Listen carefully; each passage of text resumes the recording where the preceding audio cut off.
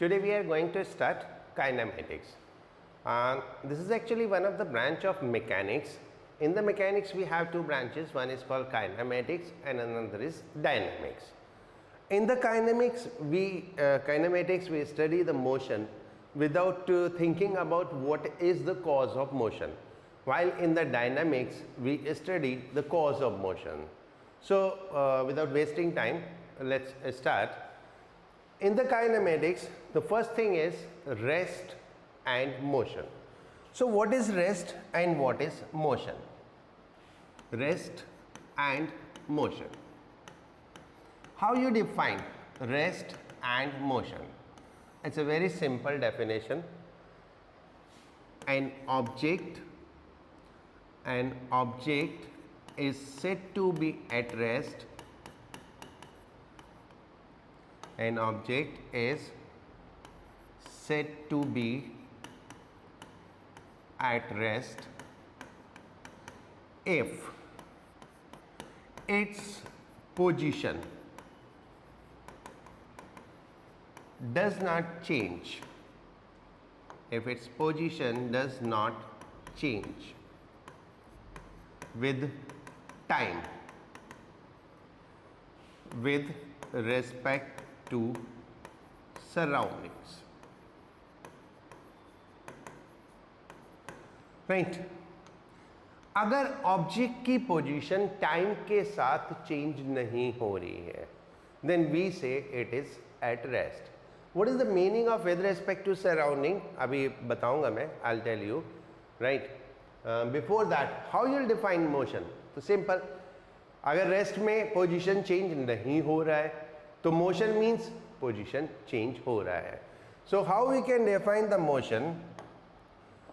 The motion is defined as an object is said to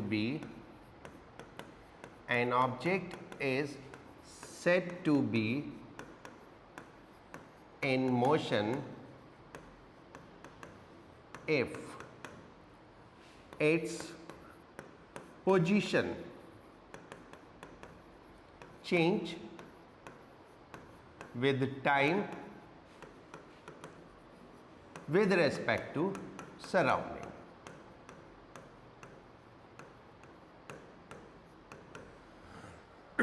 right. So what is there? अगर position change होता है time के साथ तो हम कहेंगे मोशन में है, और अगर पोजीशन टाइम के साथ चेंज नहीं होता तो हम कहेंगे वो रेस्ट में है. अब मैं आपको एक एग्जांपल देता हूं रेस्ट एंड मोशन का. राइट. एज्यूम करो दिस इज ए बस एंड मान लो ये बस है ना. This is a bus and two persons are in the bus, A, B. These are the two persons which are in the bus, and a third person, C, is standing somewhere in the ground. Now bus is moving with some speed, say V. Right? मान लो आप ही हो, you are the person ए और एक आपका दोस्त B, वो बस में बैठे हुए हैं दोनों. राइट. आप दोनों बात कर रहे हो, बस चलती जा रही है. तो क्या आपके हिसाब से आपका दोस्त मूव कर रहा है, मोशन में है? आपके हिसाब से. अब वो मत सोचो बस चल रही है हम चल रहे हैं, नहीं वो मत सोचो. अगर आपका दोस्त आपके बराबर में बैठा है और आप उससे बातें कर रहे हो तो उसकी पोजीशन आपके हिसाब से चेंज नहीं हुई. So the person will be called at rest with respect to you. That is the basic meaning of the surrounding. Surrounding means हम कैसे ऑब्जर्व कर रहे हैं चीज़ों को. राइट. लाइक मैं यहाँ खड़ा हूँ, मेरे सामने कुछ बच्चे बैठे हैं. राइट. ये सब बच्चे और मैं आपस में रेस्ट में हैं. बट अगर हम सोचें अर्थ इज रिवॉल्विंग, अर्थ घूम रही है तो हम भी घूम रहे हैं साथ में, तो हम तो मोशन में नहीं है, वो सॉरी रेस्ट में नहीं है, तो हम तो मोशन में है. राइट. तो ये बहुत एक डिफिकल्ट टास्क है to tell if something is in rest और इन मोशन. तो हम एब्सोल्युटली रेस्ट या मोशन को डिस्क्राइब नहीं कर सकते, हमें ये बताना पड़ेगा किसके रिस्पेक्ट में. तो in my example A is at rest with respect to B. B के रेस्पेक्ट में A रेस्ट में है. Right. Now look of the C. If we see, अगर आप C को देखेंगे तो C के हिसाब से तो A और B दोनों मूव कर रहे हैं. C की पोजीशन ये है और बस तो गई, तो बंदा भी गया, और जब बंदा भी गया और बस भी गई तो क्या हुआ? A C के लिए क्या है? मोशन में है. So what we will see, A is in motion with respect to C. C के रेस्पेक्ट में A मोशन में है. Right. So what we can conclude by this example, example मुझे लगता है आप लोगों को समझ में आ गया होगा कि अगर तीन आदमी है A B C और हम सिर्फ A की पोजीशन को देख रहे हैं, तो B के लिए तो A हमेशा उसके बराबर में बैठा है, तो B के लिए A हमेशा रेस्ट में है, लेकिन C के लिए A मोशन में है, क्योंकि थोड़ी देर बाद C की पोजीशन चेंज हो जाएगी. राइट. तो अगर मैं इसको कंक्लूड करूं, सो that is what rest and motion are relative. Rest and motion are relative. Relative means not absolute. Relative means not absolute, यानी हम डिस्क्राइब नहीं कर सकते कि ये ऑब्जेक्ट रेस्ट में है या मोशन में है. हमको ये बताना पड़ेगा कि what is the surrounding. So how you will describe this? An object may be at rest as well as in motion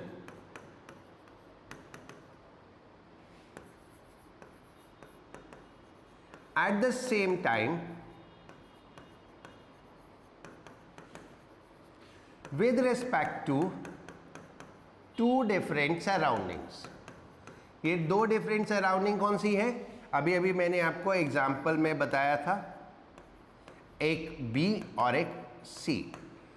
rest, an object may be at rest as well as in motion at the same time with respect to two different surroundings. So that is what we mean by that. Rest and motion cannot be absolute. Like I gave you an example, we all are here at rest, but because earth is moving. So if somebody is observing us from moon, so for the person we are in motion. Is it clear? Next is concept of point object.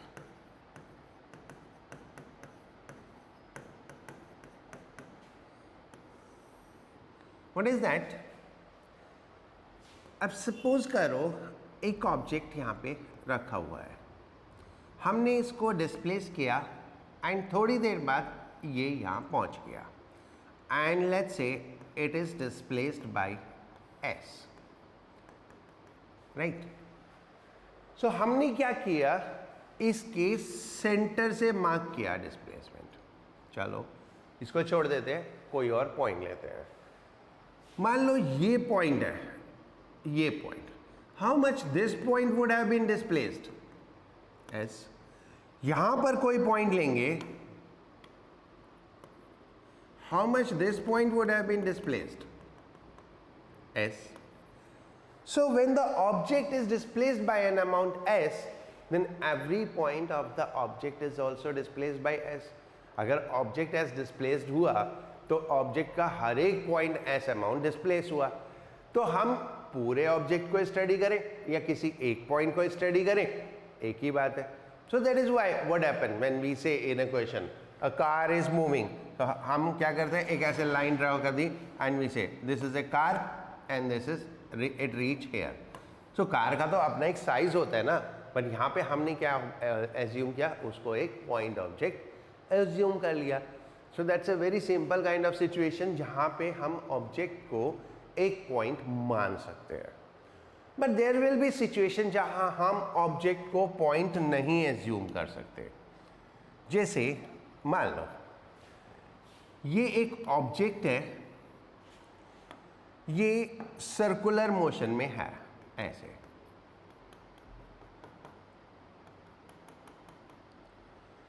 Now what will be there, इसके इस point का ये motion होगा and इस point का motion ऐसे होगा. So what you say, can you assume it as a point object? नहीं, क्योंकि हर एक पॉइंट का मोशन अलग अलग है. तो हम इस सिस्टम में ऑब्जेक्ट को पॉइंट ऑब्जेक्ट नहीं मान सकते. तो हमको पूरे ऑब्जेक्ट को स्टडी करना पड़ता है, ऑब्जेक्ट के हर एक पॉइंट को स्टडी करना पड़ता है. It is not like that कि हम ऑब्जेक्ट के एक पॉइंट को स्टडी कर लेंगे और पूरा मोशन स्टडी हो जाएगा. So there are cases when we can assume an object a point object, there are cases when we can not assume an object a point object. देखो बहुत सारी सिचुएशंस तो आप सिंपली आइडेंटिफाई कर सकते हो, जैसे मैंने आपको आइडेंटिफाई कराया. बहुत सारी सिचुएशन आप ऐसे आइडेंटिफाई कर सकते हो. बट एक जो जनरल रूल होता है, दैट जनरल रूल इज कि वो जनरल रूल है कि अगर ऐसा है तो आप ऑब्जेक्ट को पॉइंट ऑब्जेक्ट मान ही सकते हो, right? So that is what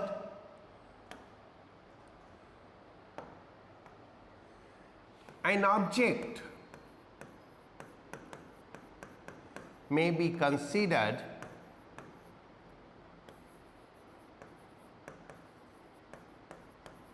as point object if distance traveled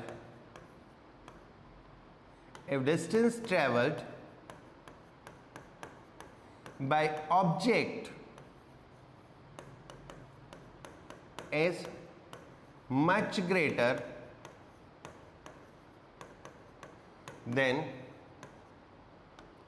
if distance traveled by object is much greater than size of object. Right? So this is the case when you can always take an object as point object. आप हमेशा object को point object assume कर सकते हैं अगर distance travel by object is much greater than the size of object. Object के size से बहुत ज़्यादा है. हाँ, अगर डिस्टेंस कम है तो फिर आपको individual case to case study करना पड़ेगा. जैसे इस केस में डिस्टेंस कम होते हुए भी ये पॉइंट ऑब्जेक्ट है, राइट? लेकिन हाँ, अगर डिस्टेंस बहुत ज़्यादा है तो आप हमेशा ऑब्जेक्ट को पॉइंट ऑब्जेक्ट कंसीडर कर सकते हैं. Like in the case example, earth can be taken as point object for its motion around sun.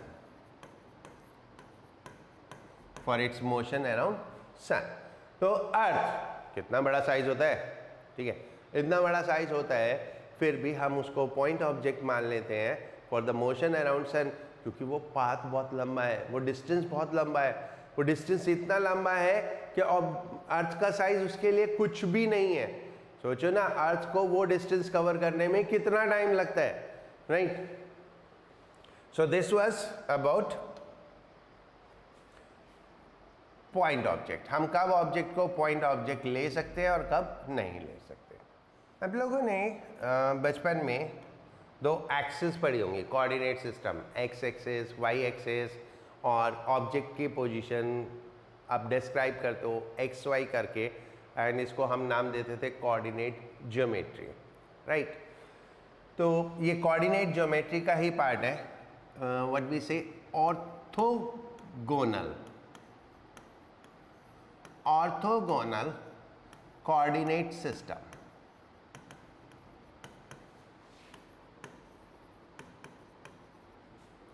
Orthogonal coordinate system. what is in this coordinate system? This coordinate system has 3 axes, not 2. आपने 2 पढ़ी थी, अभी 3 है. 3 कैसे? आपने पढ़ा x y, ये 3 होती है x y z. तो 3 कैसे हैं? मैं आपको कैसे बताऊं?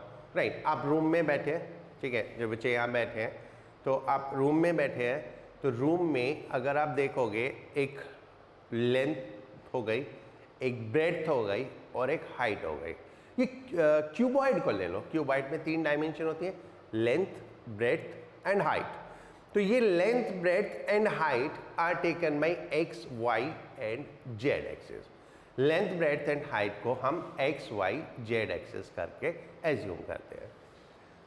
So in the coordinate system now you are going to study 3 axis, not 2 axis. So it is 3D system. जो हमारा स्पेस है वो 3D सिस्टम होता है. 2D सिस्टम क्या है? एक प्लेन होता है. कोई एक प्लेन ले लो, आप शीट ले लो, that is a 2D object. Room का फर्श ले लो, that is a 2D object. कोई वॉल ले लो, ये 2D ऑब्जेक्ट है, ठीक है. बट अगर आप पूरे रूम की बात करो तो 3D सिस्टम. तो हमारा यूनिवर्स जो है वो 3D सिस्टम है. तो 3D में 3 डिफरेंट एक्सिस होती हैं, that is x, y and z. ये orthogonal means what? Orthogonal means all 3 are perpendicular to each other. तीनों एक दूसरे के परपेंडिकुलर हैं, right. So if I describe the orthogonal system it will be like.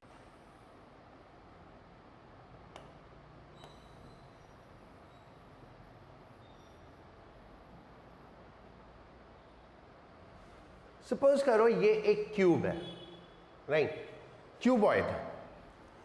इसमें एक ये लाइन है, एक ये लाइन है और एक ये लाइन है.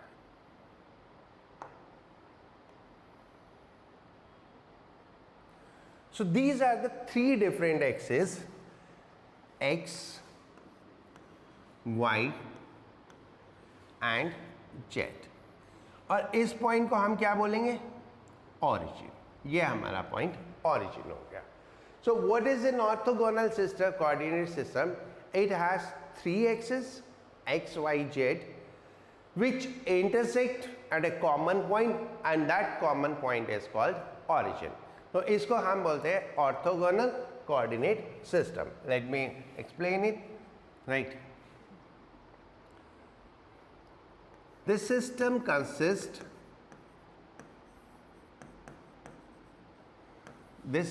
consists 3 axes, namely x, y, z, which are perpendicular to each other,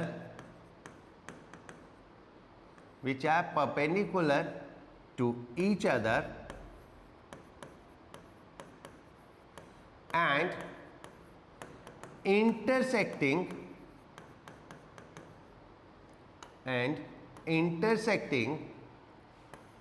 at a common point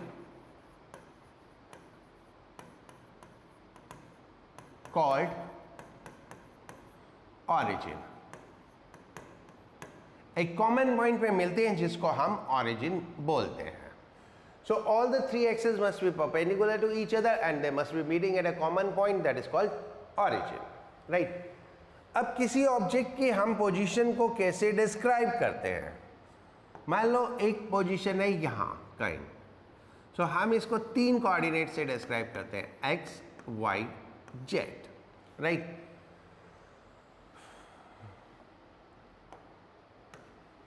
Position in this coordinate system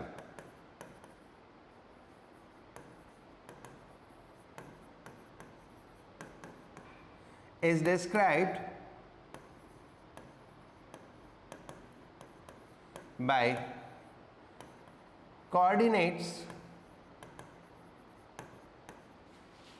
x, y, z. You are familiar to this?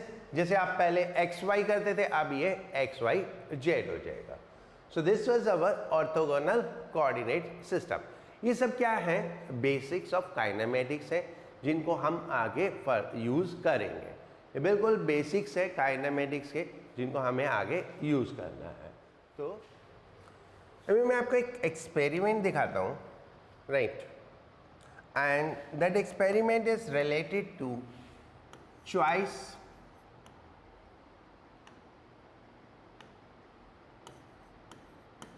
choice of axis,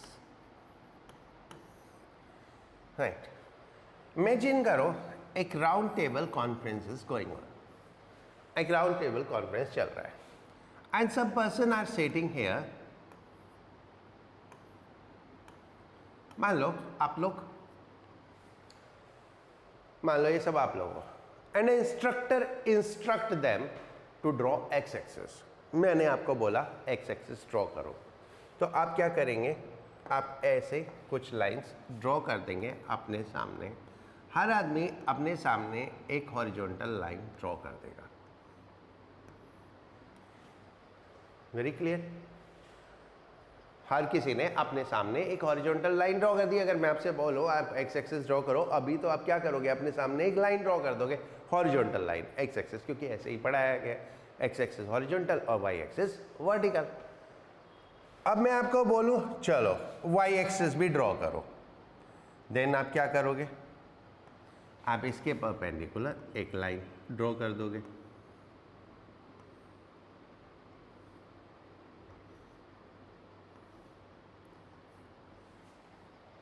सबने Y axis भी draw कर दी। अब मेरे सामने problem ये है कि मैं किसको एक्स एक्सिस लूं, मैं किसको एक्स एक्सिस एज्यूम करूं? यहां तो बहुत सारी लाइन है जो हर किसी के लिए हॉरिजॉन्टल है, तो मेरे लिए कौन सी लाइन एक्स एक्सिस है? So this is what is called as choice of axis. मैं इसमें से किसी भी को भी चूज कर सकता हूं। सो दैट मीन्स कोई भी स्ट्रेट लाइन हो मैं उसको एक्स एक्सिस ले सकता हूं। So that means any straight line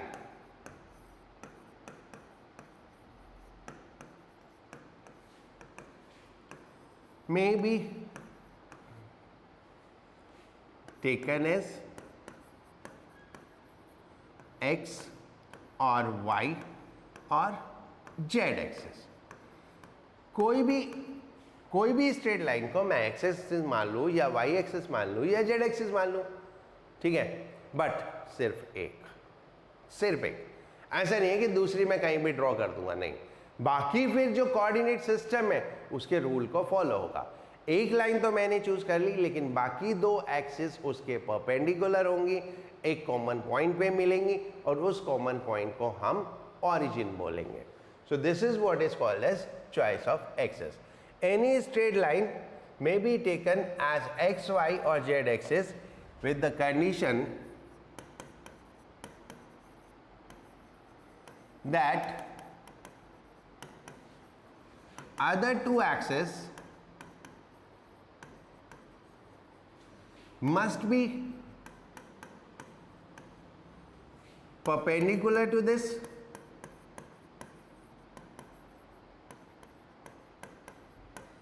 and perpendicular to each other, while all three intersect at a point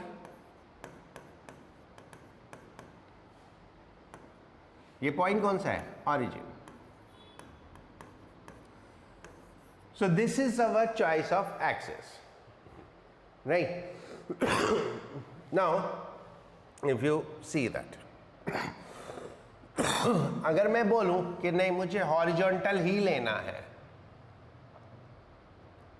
so right now this is horizontal, right now this is horizontal, right? अब मैं इसको थोड़ा और घुमा दूं,